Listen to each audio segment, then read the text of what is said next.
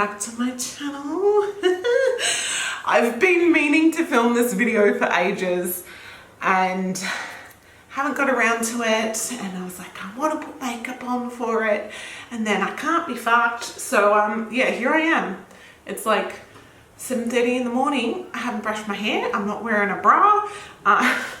Yeah. Today I am doing my 32-week pregnancy update. This week has been epic. So I wanted to film this kind of right now while it's still fresh before I move right into my 33rd week, which I was 33 weeks yesterday. I had my 32-week scan for my placenta to see what was going on with that, to see exactly where it was sitting. Has it moved? You know, when I had my 19-week, 20-week scan, they discovered that it was low, and majority of people had told me, don't worry, it moves. Like 90% of placentas move. When I did swap my OB, which was, I don't know, maybe I was 29 weeks, something like that, he did have a little look on the ultrasound and he's like, oh, it's still low. So yeah, I've been hanging out for this appointment to happen to see exactly what was going on, where placenta was, and kind of can start planning more from there. Planning. Or I could, you know, just know where I stand a bit more, because I was feeling like I was in limbo, not knowing what was going on. So, oh, baby's moving. Hello, there's a bum. Whew. First off, she started with a normal ultrasound. It was the same lady I've seen for all my ultrasounds. She's amazing. And baby's looking very healthy, very happy. The head, I swear, was measuring 2 weeks ahead. So I was 32 weeks, I was measuring 34 weeks. She said baby is above average in size.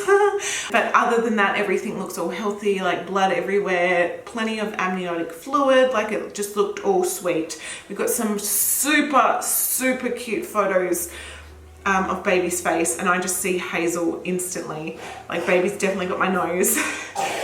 And it just reminds me of Hazel. So I'm like, oh, is it a girl? I don't know. Amazing. And then she's like, righto, so we're here for your placenta. We're here to do the placenta. Hello, sausage. Thank you. So she did have a little look with the main ultrasound on the belly. She's like, okay, I'm gonna do an internal if that's all right. And I was like, sure, I was expecting it, it's fine. Get the lube ready. I've had 2 internal ultrasounds already when I had my miscarriage last year, so I knew what to expect. So I did get changed into a gown, come back, and she, with the little proby thing, and she's like, oh, okay, I'm glad I did the internal because it's just getting lower and lower and lower. She's like, yeah, okay, righto. It's still low. It's still low. She's like, you naughty placenta. As I said, 90% of placentas do move by the 3rd trimester or by this stage. I'm not saying I'm an expert because I'm not, but my placenta is still close to the cervix. I think it might have been touching the cervix at my 20-week scan, but now it is 1.8 centimeters away. So that's technically classed as marginal, and it is Placenta Previa, if I'm saying that correctly. Low-lying placenta, basically. This is what I'd been waiting for. Either my placenta had moved completely, or... Is that a colour? Yes. Or it was still going to be in the way. And I always said to Lee, even before having the scan, if there's any slight, tiny little doubt of the safety of delivering through the lady cake, I'm not going to do it. I thought, you know, if they're like, oh, it's moved, yeah, you should be okay. I didn't want to risk it, considering you're very talkative. She's talking on the phone. Who are you talking to? Yeah. Considering I hemorrhaged after Hazel was born and there was 0 placenta issues there, and it was a typical normal pregnancy. Now with my placenta, I'm definitely classed as high risk. It's a good thing I swapped doctors, because my old doctor wouldn't have definitely not seen me, and I would just be in the same position I was in a few weeks ago. So I'm yet to obviously see the midwife today. I've got a midwife appointment and an OB appointment coming this week to talk to them more about options and things like that. So from what I've seen on Google, my placenta previa is a grade 2. So grade 1's low-lying, grade 2 is within 2 centimeters of the birth canal, grade 3 is partially covering, and grade 4 is completely covering. So I am in the grade that I could push for a natural birth if I wanted to, natural. But I put it out there on Instagram and spoke to lots of you guys asking like, hey, what's your experience with this? Because I don't know. And literally probably 90% of you guys messaged me back saying, I had a low-lying placenta, was given the all clear, it had moved just enough for a lady cake birth. I'm saying lady cake so I don't get demonetized.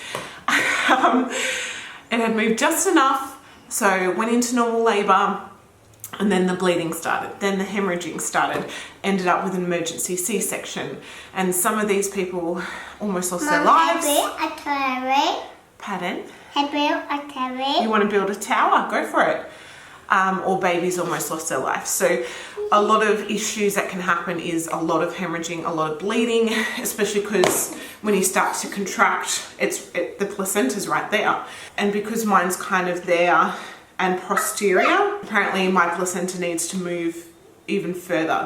They said in Australia they like it to be 4 centimeters away. So I'm assuming, because mine's posterior, I don't know, maybe they want it to be more like 5 centimeters away. And mine's 1.8 centimeters away currently. So the ultrasound lady said, you know, we can come back and do another scan at 36 weeks and see how it's going.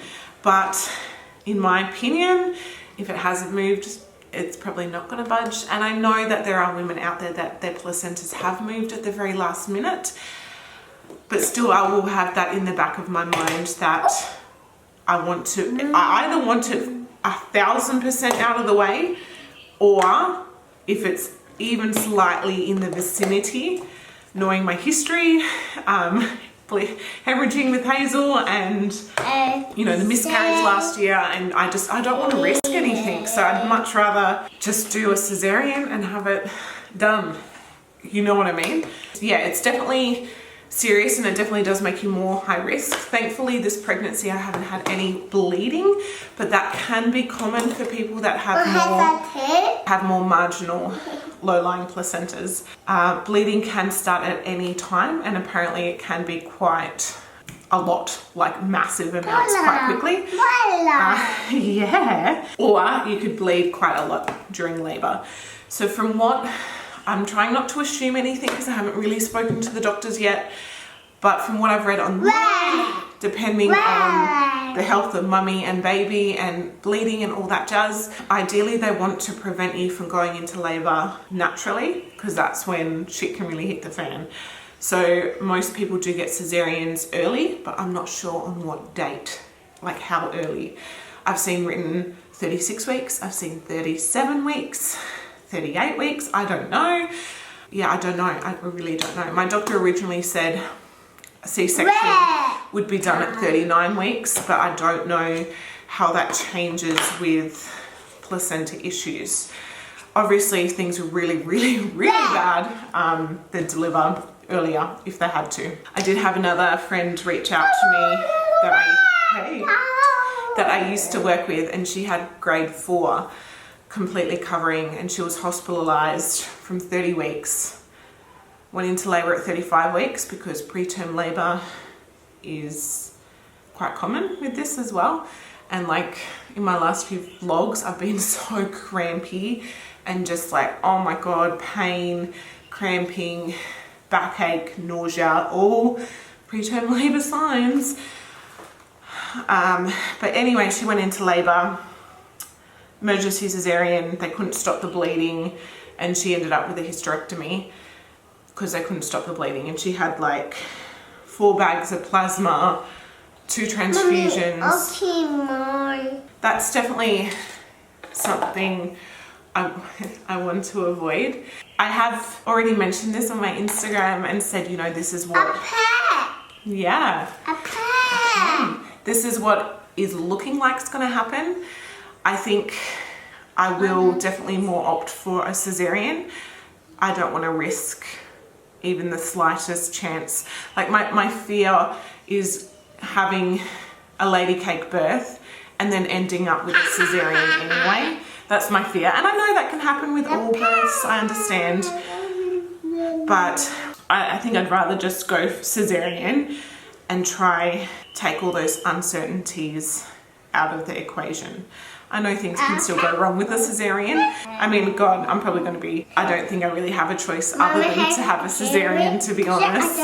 Definitely be able to fill you guys in more next week when I have my next appointment with them and see more what's going on. People have been sending me different information on how to make a caesarean birth more personalized.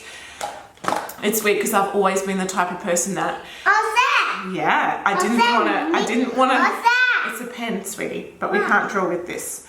Okay. I didn't want a mirror when I was giving birth to Hazel. I'm like, I don't want to see that. But the caesarean, I'm like, oh, I do kind of want to watch that. And I've already watched some surgical videos on caesareans. What's that? Yeah, it's for your lips, because I wanted to know what I was in for. And people have mentioned, oh, you heard lips, didn't you? It's a lip. It's like lipstick. It's a lipstick. Sure, honey, you can do it.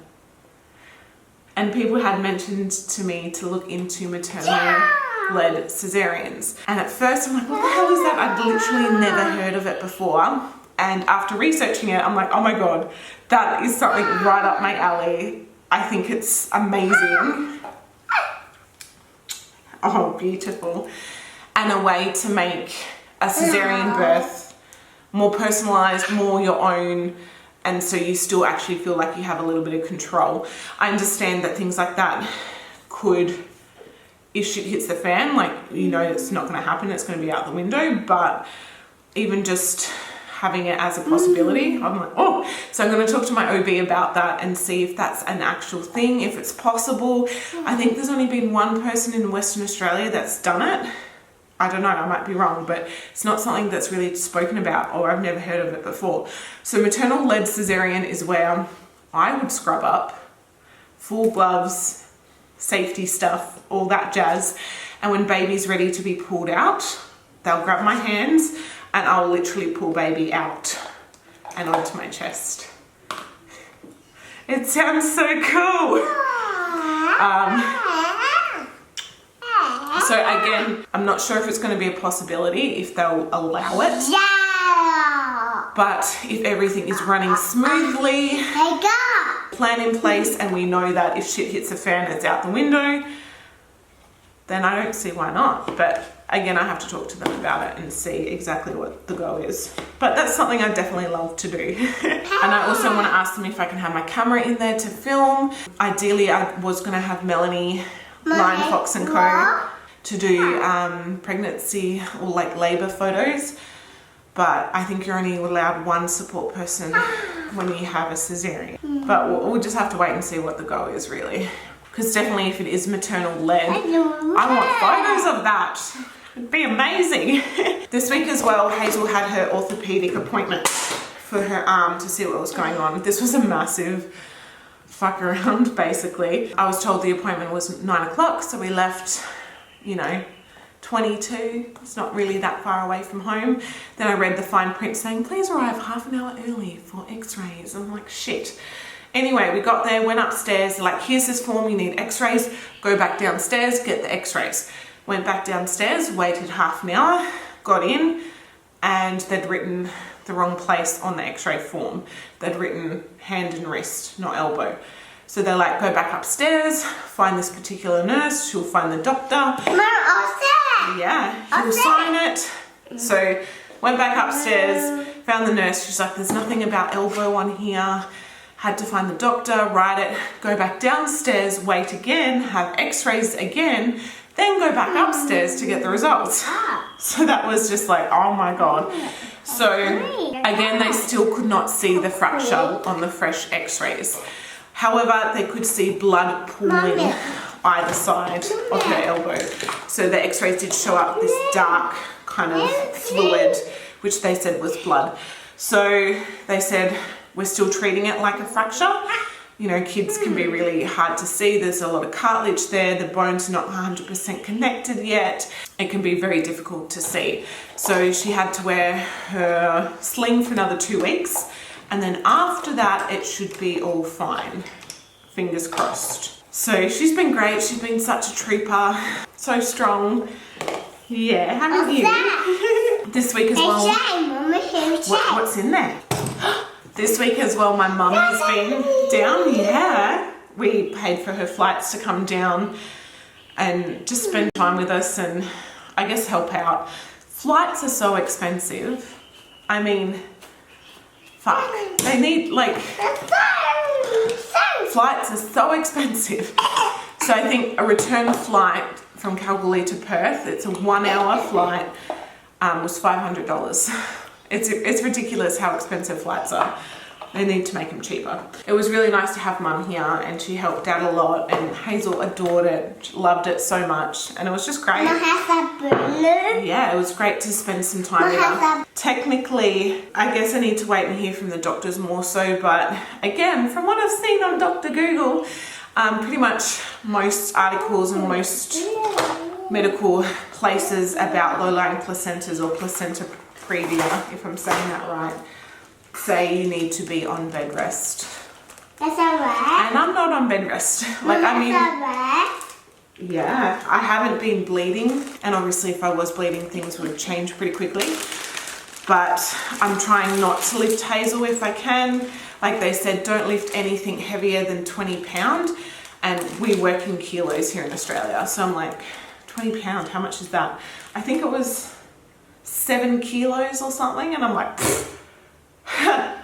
Hazel's 15 kilos. So I think Hazel's like 35 pounds. And I've been lifting and slugging her around and getting her in the car seat. And so I've been trying. Yeah.